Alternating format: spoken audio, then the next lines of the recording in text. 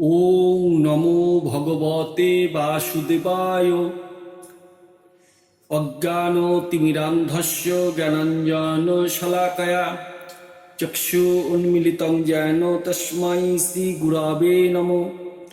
হে কৃষ্ণ করুণা সিন্ধু দীনবন্ধু জগৎপতে গোপেশ গোপিকাকান্ত রাধাকান্ত নমস্তুতে। নমো ব্রহ্মণ্য দেবায় গোপবর্ণ হিতায় চ জগদ্ধিতায় শ্রীকৃষ্ণায় বাসুদেবায় নমো নমঃ। মুখং করতি বাচলং পঙ্গুলঙ্ঘয়তে গিরিম যৎকৃপাতমহং বন্দে পরমানন্দ মাধবম। শুধু কৃষ্ণ ভক্তমণ্ডলী বাবা এবং মায়েরা, শুরু করছি আজকের শ্রীপাঠ। আজকের বিষয় ভগবান শ্রীকৃষ্ণের আবির্ভাব লীলা। একটা সময় অত্যাচারী দর্পিত রাজাদের রূপ ধারণকারী বহু সংখ্যক দৈত্যদের ভারে আক্রান্ত হয়ে বসুমতী খুবই অত্যাচারী হয়েছিলেন। এর থেকে নিষ্কৃতি পাবার জন্য বসুমতী একটি গাভীর রূপ ধারণ করে সজল নয়নে কৃষকায় অবস্থায় কাঁদতে কাঁদতে পদ্মজনী ব্রহ্মার নিকট উপস্থিত হলেন এবং নিজের দুঃখের কথা বলতে লাগলেন। কি, হে প্রভু, পাপের ভারে আজ আমি ভারাক্রান্ত। সাধু মুনি ঋষিরা ঠিকভাবে তপস্যা করতে পারছে না, মানুষ শান্তিতে বসবাস করতে পারছেন না, কারণ অত্যাচারী দৈত্য দানবেরা তাদের শাসন পৃথিবীতে কায়েম করেছে। তারা সকলের উপরে অত্যাচার করছে। সুতরাং এর থেকে প্রভু আমাকে রক্ষা করুন। ব্রহ্মা সকল কথা শুনে সঙ্গে মহাদেব ও অন্যান্য দেবগণ সহ ক্ষীর সমুদ্রের তীরে গমন করলেন। পুরুষোত্তম ভগবান দেবগণেরও আরাধ্য, তিনি নিজে ভক্তের সকল বাসনা পূর্ণ করেন এবং তাদের সকল দুঃখ হরণ করেন। তাই তো তার নাম হরি। তিনি জগতের স্বামী, তাই তার নাম জগৎ স্বামী। তিনি পীড়িতা পৃথিবীর ভূভার হরণ করে থাকেন। ব্রহ্মা সকল দেবগণকে নিয়ে ক্ষীর সমুদ্রের তীরে সেই পরম পুরুষ ভগবানের স্তুতি করতে লাগলেন। এই স্তুতি করার সময়েই ব্রহ্মা সমাধিস্থ হয়ে এক আকাশবাণী শুনতে পেলেন এবং সমাধি ভঙ্গ হলে সকল দেবতাদের বলতে লাগলেন, হে দেবগণ, পৃথিবীর কষ্ট লাঘব এবং সাধুগণের পরিত্রাণের জন্য ভগবান পৃথিবীতে অবতীর্ণ হবেন। ভগবান নিজ কালশক্তির সাহায্যে পৃথিবীর ভার হরণ করবেন। তিনি যতদিন এই পৃথিবীর বুকে লীলা করবেন, হে দেবগণ, তোমরাও যদুকুলে নিজ নিজ অংশে জন্মগ্রহণ করে লীলার পুষ্টি বিধান করো। পুরুষোত্তম ভগবান বাসুদেবের ঘরে আবির্ভূত হবেন। স্বয়ং প্রকাশ ভগবত কলারূপী সহস্রবদন অনন্তদেব তার আগে অবতীর্ণ হবে। অঘটন পটীয়সী আদ্যাশক্তি যোগমায়া, যিনি সমগ্র জগৎকে সম্মোহিত করে রেখেছেন, তিনিও প্রভুর কার্য সম্পাদনের জন্য অংশরূপে অবতীর্ণ হবেন। এইভাবে ব্রহ্মা সকল দেবগণ এবং পৃথিবীকে আশ্বস্ত করলেন। সেই সময় যদুবংশের রাজা ছিলেন সুরসেন। তিনি মথুরায় বাস করতেন। সেই সময় মথুরা যাদবদের রাজধানী ছিল। এরা যদুবংশের জন্ম বলে যাদব নাম ধারণ করেন। এই সময় ভোজবংশের উগ্রসেনের পুত্র কংস খুব অত্যাচারী ছিল। এই কংসের অত্যাচারে সমগ্র অঞ্চল কম্পমান ছিল।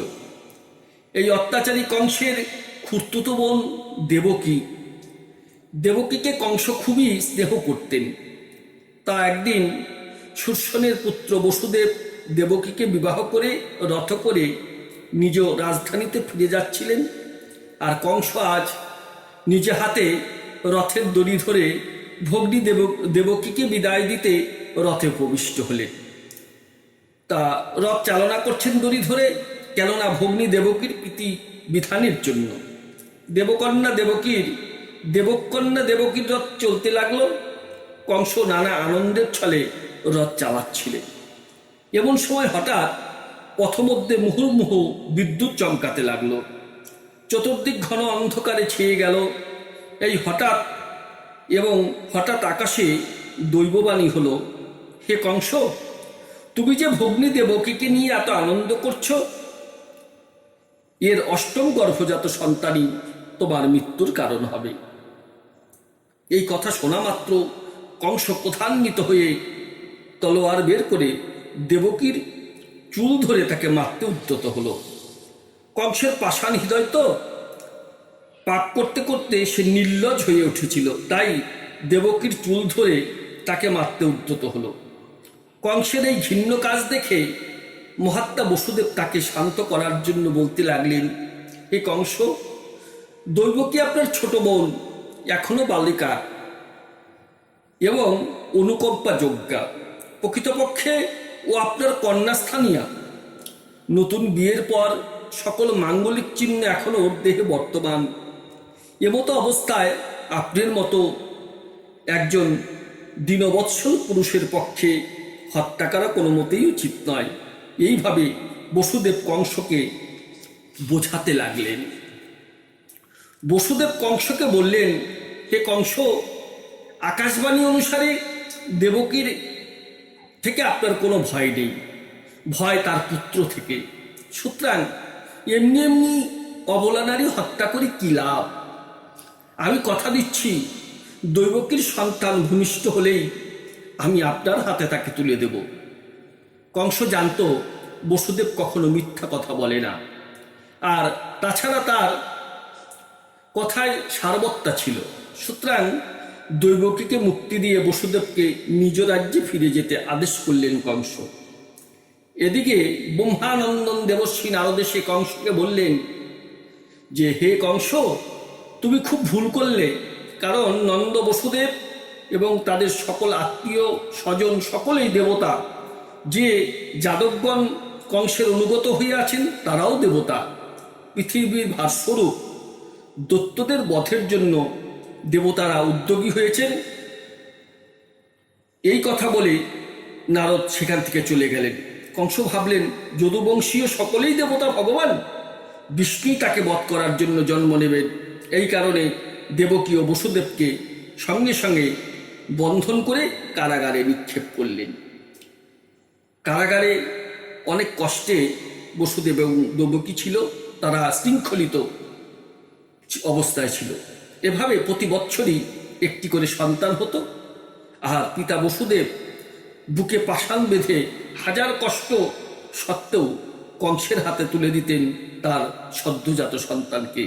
আর কংস সেই সদ্যজাত শিশুকে নির্মমভাবে হত্যা করতেন, কারণ কংসের মনে ভয় ছিল যে হয়তো ভগবান বিষ্ণুই এই বালক রূপ ধারণ করে কংসকে মারার জন্য জন্ম নিয়েছেন। পৃথিবীতে প্রায়ই দেখা যায় যে কেবল নিজের প্রাণ, নিজের ইন্দ্রিয়ের তৃপ্তি সাধনের জন্য রাজা নিজের মাতা পিতা ভাই বন্ধু সবাইকে হত্যা করে থাকে।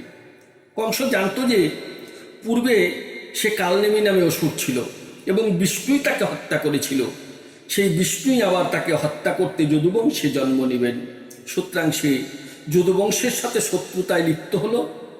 যদু, ভোজ এবং অন্ধক বংশীয়দের অধিনায়ক তার নিজের পিতা উগ্রসেনকেও বন্দী করে সেই কংস নিজেই সুরসেন দেশ শাসন করতে লাগলেন। দৈবকীর সপ্তম গর্ভজাত সন্তান শঙ্কর্ষ অনন্তদেব। এই অনন্তদেব ত্রেতাযুগে লক্ষণ হয়েছিলেন, কিন্তু কখনো ছোট হয়ে আদেশ করতে পারেননি। সবসময় রামের কথা শুনেই চলেছেন। কখনো রামকে আবদার করতে পারেননি, আদেশ করতে পারেননি। শুধু দাদা রামের আদেশ পালন করাই ছিল লক্ষণের কাজ। তার লক্ষণ ছোট বলে রামের বনগমনকে বাধা দিয়ে তাকে বনগমন থেকে নিবৃত্তি করতেও পারেননি।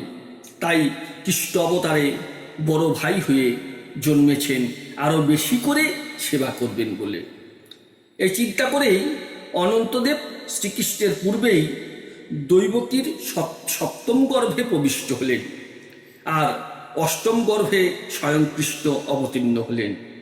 এবার আসি তাহলে দৈবকীর অন্য 6 জন গর্ভস্থ সন্তান কে কে, আর তারা এলেনই বা কেন, তাদের অপরাধী বা কি, যার জন্য তাদের কংসের হাতে মরতে হলো। এখানে কথা হলো, ব্রহ্মলোকে ব্রহ্মার পুত্র মরীচি ঋষির 6 জন পুত্র ছিল। একদিন স্বর্গের অপ্সরা তিলোত্তমাকে দেখে কামে জর্জরিত হয়ে ব্রহ্মা তার পেছন পেছন ছুটতে লাগলেন। এই কামাতুর তিলোত্তমার পেছনে ধাবমান ব্রহ্মাকে দেখে মরীচি পুত্ররা পরিহাস করেছিল। এতে হতচকিত হয়ে ব্রহ্মা তাদের অভিশাপ দিলেন, তোরা অসুরজনী প্রাপ্ত হ। এবার অভিশপ্ত মুনিপুত্রগণ ব্রহ্মার চরণ ধরে কাঁদতে লাগলেন, হে প্রভু, আপনি আমাদের ক্ষমা করুন, আমাদের অভিশাপ থেকে রক্ষা করুন। ব্রহ্মা বললেন, আবার অভিশাপ কখনো নিষ্ফল হবে না, হবেই। এতে ব্রহ্মা সদয় হয়ে বললেন, পৃথিবীতে বৈবস্বত মনন্তরে অষ্টবিংশ চতুর্যুগের দাপরে ভগবান স্বয়ং অবতীর্ণ হবেন, তার উচ্ছিষ্ট ভজন করলে তোমরা শাপমুক্ত হবে। এরপরে সত্যযুগে যখন স্বর্গের দ্বারী জয় বিজয় হিরণ্যাক্ষ হিরণ্যকশিপু রূপে এলেন, তখন এই হিরণ্যাক্ষের পুত্র কালনেমি, এই কালনেমির পুত্র রূপে ঋষি মারীচের 6 পুত্র জন্মগ্রহণ করলেন। অসুরকুলে জন্ম নিলেও পূর্ব সংস্কারবশত তারা ভগবানের উপাসনা করতে লাগলেন। এতে ভগবান খুব খুশি হলেন। আবার এতে ভগবান বিরোধী সেই হিরণ্যকশিপু কি করলেন, অভিশাপ দিলেন, ওরে পামর, তোরা অসুরকুলে জন্ম নিয়ে অসুরের মর্যাদা ক্ষুণ্ণ করে শ্রীহরির ভজন করছিস, সুতরাং তোদের জন্য পিতার হাতে মৃত্যু হয়। আর এদিকে এদের পিতা কালনেমি যুদ্ধে যেয়ে ভগবানের হাতে নিহত হলেন। হিরণ্যকশিপুর প্রপুত্র বলি মহারাজ ভগবান বামনদেবের আদেশে সুতল লোকে চলে গেলেন। কারণ বামন অবতারে ত্রিপাদ ভূমি চেয়েছিল, এক পদ বলির মাথায় দিয়ে বলিকে কৃপা করেছিলেন। সেই বলি ভগবানের আদেশে কোথায় গেলেন, পাতালে সুতল লোকে চলে গেলেন। তখন কালনেমির এই 6 জন পুত্র সুতল লোকে বলি মহারাজের কাছে বসবাস করতে লাগলেন, কিন্তু তারা অভিশাপ মুক্ত হতে পারেননি। কারণ অভিশাপ মুক্ত হতে গেলে পিতার হাতে মরতে হবে এবং ভগবানের এঁঠো খেতে হবে। এবার দাপর যুগে অসুর কালনেমি জন্ম নিলেন কংসরূপে। আদ্যাশক্তি যোগমায়া তখন কৃপা করে ঋষি মরীচের পুত্রদের দৈবকীর গর্ভে এনে জন্ম দিয়ে কংসের হাতে বধ করালেন। এতে তাদের অভিশাপ মুক্ত হলো। ঋষি মরীচের এই 6 পুত্র হল কীর্তিমান, সুসেন, ভদ্রসেন, ঋজু, সংমর্দন ও ভদ্র। এরা 6 জন জন্ম নিলে প্রত্যেকেই কংস নির্মমভাবে হত্যা করে। এবার আসি কে দৈবকী, আর এই দৈবকী হল ত্রেতা যুগের কৈকেয়ী। যখন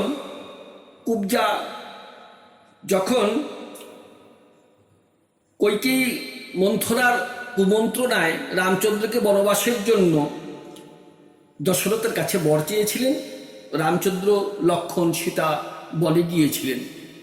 14 বছর পরে বনের থেকে ফিরে এসে রামচন্দ্র কিন্তু কৌশল্যা মাতার কাছে আগে যাননি। রামচন্দ্র আগে গিয়েছিলেন কৈকেয়ীর কাছে। কৈকেয়ী দরজা খুলে না। রামচন্দ্র বলেছিলেন, মা, আমি এসেছি, তুমি একবার দরজা খোলো। দরজা খোলার পরে রামচন্দ্র যখন কৈকেয়ীকে প্রণাম করেছিলেন, কৈকেয়ী বলেছিল, ওরে রাম, তোর মতো পুত্র যেন আমি গর্ভে ধারণ করতে পারি। রাম বলেছিল, তথাস্তু, তাই হবে। তুমি আমায় গর্ভে ধারণ করবে, কিন্তু তুমি আমায় পালতে পারবে না। কারণ তুমি যেমন বিনা দোষে আমায় বনবাসে পাঠিয়েছ, আমিও তোমায় ছেড়ে জন্ম নিয়েই চলে যাব।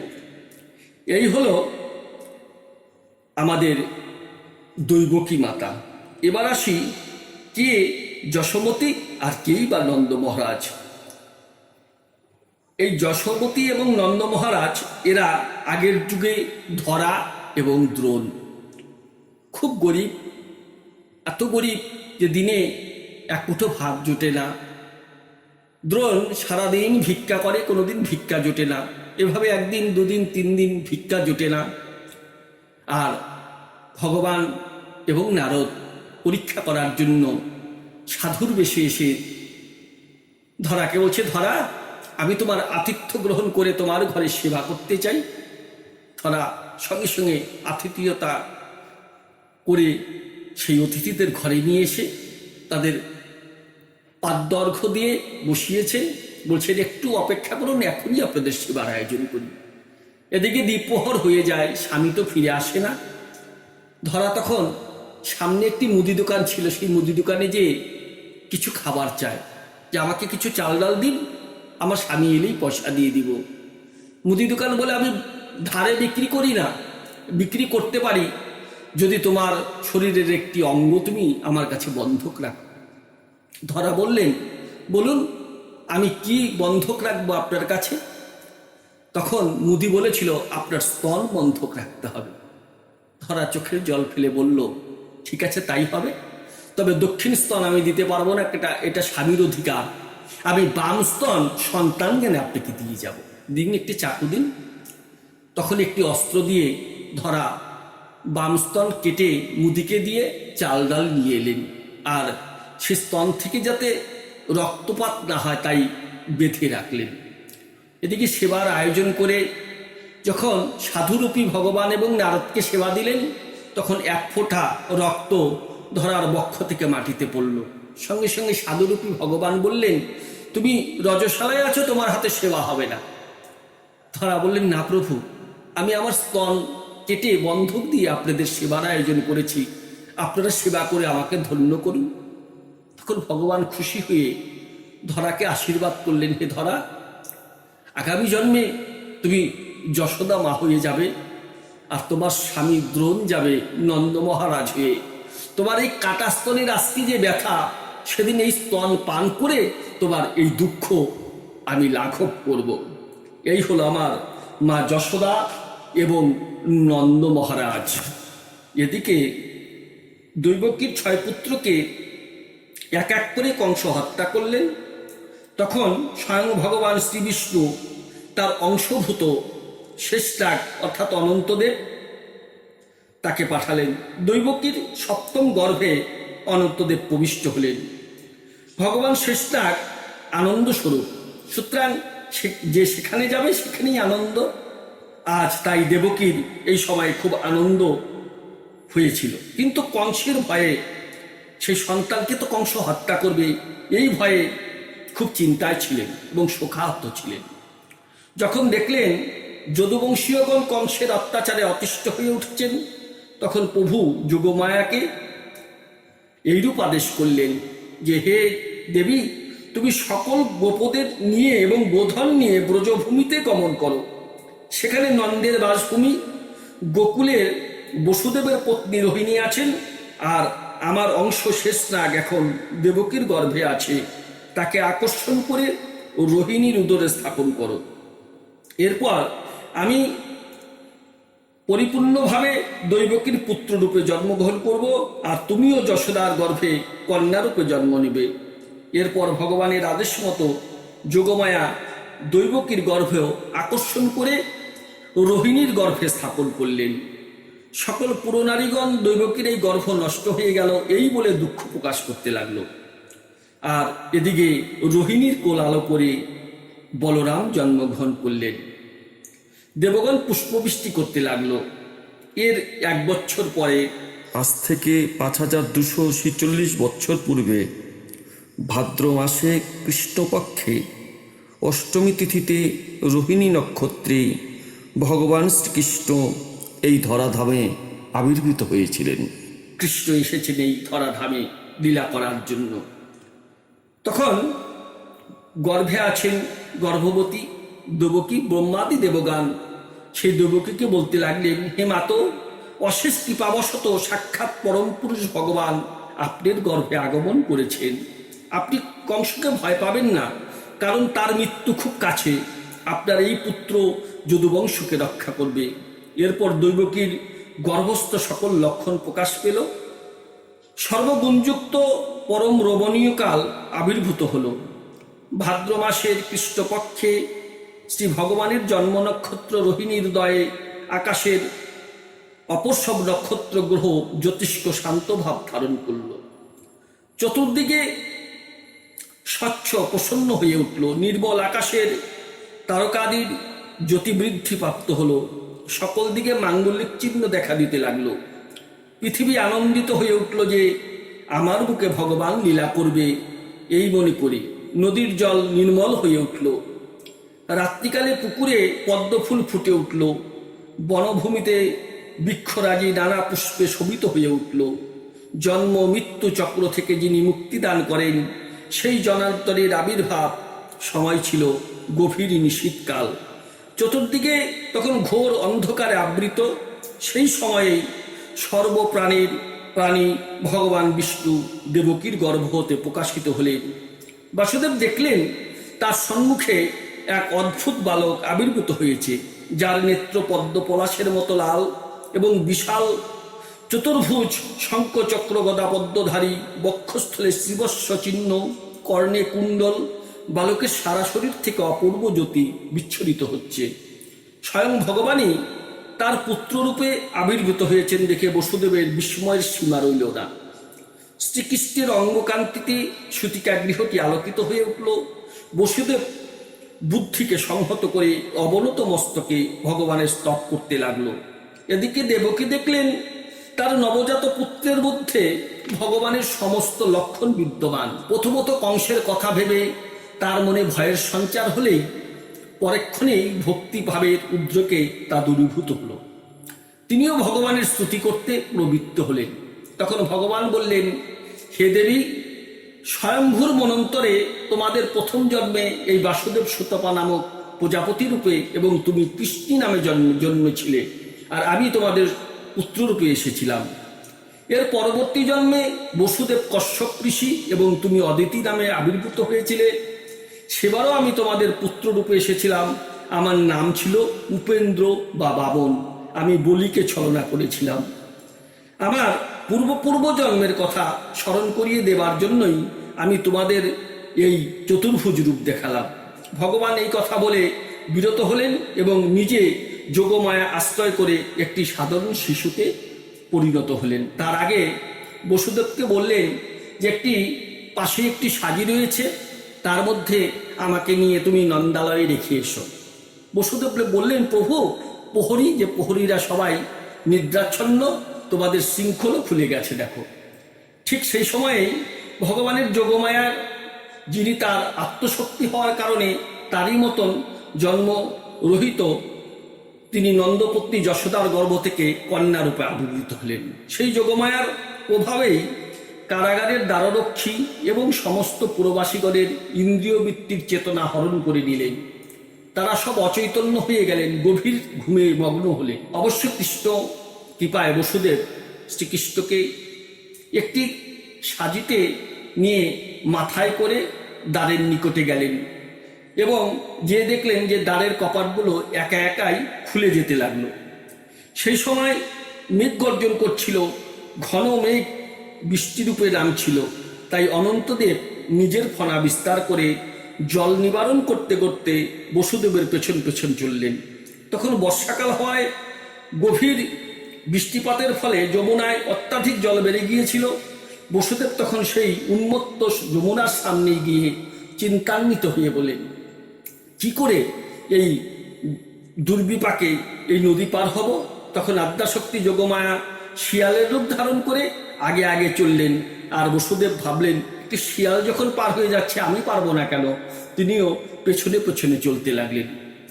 বসুদেব যখন যমুনার মাঝখানে গিয়েছেন, যমুনার ঢেউ অনেক অনেক বেশি বেড়ে গেল। এই করতে করতেই হঠাৎ ঢেউয়ের তালে তালে কখন যেন সাজি থেকে সেই শিশুটি জলে পড়ে গেল। কেন পড়ে গেল?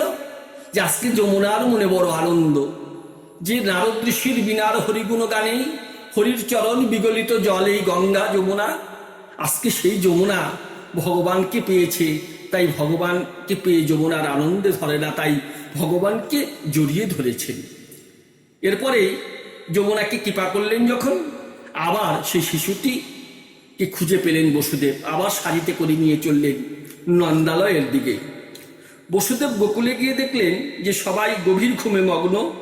তিনি এই সুযোগে সূতিকা গৃহে ঢুকে নিজের পুত্র মা যশোদার নিকট রেখে তার নবজাত কন্যাকে নিয়ে ফিরে এলেন।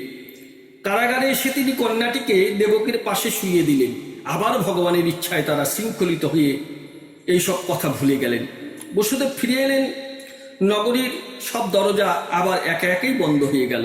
আর এরপরে নবজাত শিশুর কান্না সকলে শুনতে পেল। দ্বাররক্ষীরা কংসের কাছে সন্তান হওয়ার কথা জানালেন। কংস শোনা মাত্র কারাগারের উদ্দেশ্যে রওনা হলেন। এসে দেবকীর কাছে জানতে চাইলেন কি হয়েছে। দেবকী বললেন কন্যা হয়েছে। কংস বললেন কেন, তোমার এই পুত্রই তো আমার মৃত্যুর কারণ, তাহলে কন্যা হলো, তোমরা কি লুকিয়ে রেখেছো? বসুদেব বললেন হে কংস, তুমি তো আমাদের বেঁধে রেখেছো, আমরা লুকাবো কি করে? তখন দৈবকী কাঁদতে কাঁদতে কংসের কাছে বললেন হে ভাই, তুমি তো আমার 6 সন্তানকে এর আগে মেরেই ফেলেছো, এবার আমার একটা কন্যা সন্তান হয়েছে, ও কি করে তোমাকে মারবে? তুমি এই সন্তানটিকে আমায় ভিক্ষা দাও। কিন্তু এতে কংসের মন গলল না, বরং জোর করে দেবকীর কোল থেকে সন্তান ছিনিয়ে নিলেন এবং কন্যার পা দুটি ধরে সজোরে একটি পাথরে আছাড় মারল। কিন্তু কন্যা তো আর সাধারণ কন্যা নয়, হে আদ্যাশক্তি যোগমায়া। তাই সঙ্গে সঙ্গে কংসের হাত থেকে উপরে উঠে দেবী রূপ ধারণ করলেন এবং দশভুজা রূপ ধারণ করে বললেন ওরে মুখ্য কংস, তোকে বধিবে যে গোকুলকে বাড়ি এসেছে। দেবীর বচন শুনে কংস আশ্চর্য হলেন এবং নিজের ভুল বুঝতে পেরে দেবকী এবং বসুদেবের বন্দিদশা থেকে মুক্তি দিলেন। এদিকে সকাল হলে নন্দ মহারাজ জানতে পারলেন তার একটি পুত্র সন্তান হয়েছে। গোকুলে আজ বড় আনন্দ। গোকুলের সকল গোকুলবাসী আনন্দে মেতে উঠলেন। কেন? যে নন্দ মহারাজের আজকে একটি সন্তান জন্মগ্রহণ করেছেন এবং এই সন্তানটি হচ্ছেন আমাদের স্বয়ং কৃষ্ণ ভগবান। কৃষ্ণই ভগবান। এতে চাংশুকলা পুংস কৃষ্ণস্তু স্বয়ং ভগবান।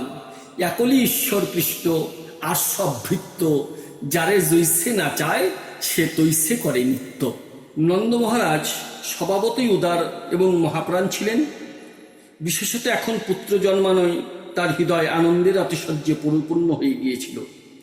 তিনি মঙ্গল স্নানে পবিত্র এবং রমণীয় বস্ত্র অলঙ্কার আদিতে সজ্জিত হয়ে বেদজ্ঞ ব্রাহ্মণদের আমন্ত্রণ করে এনে তাদের দ্বারা স্বস্তিবাচন পূর্বক পুত্রের জাতকর্ম এবং সেই সঙ্গে দেবতা ও পিতৃগণেরও যথারীতি পূজা সম্পাদন করলেন। তখন ব্রাহ্মণ, সুত, মাগধ এবং বন্দিগণ শুভাশীর্বাদ জ্ঞাপন ও স্বস্তিবাচন করেছিলেন। গায়কেরা গান করেছিল, মুহুর মুহুর ভেরি দুন্ধুবি প্রভৃতি বেজেছিল।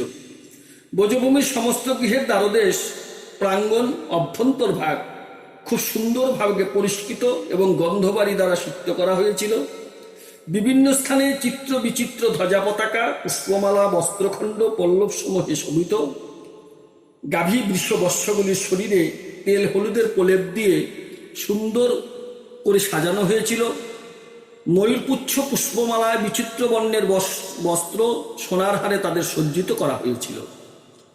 গোপবৃন্দ এই উপলক্ষে বহুমূল্য বস্ত্র অলঙ্কার এবং উষ্টিসে সজ্জিত হয়ে এবং হাতে বহুবিধ উপহার দ্রব্য নিয়ে নন্দরাজের গৃহে উপস্থিত হলেন।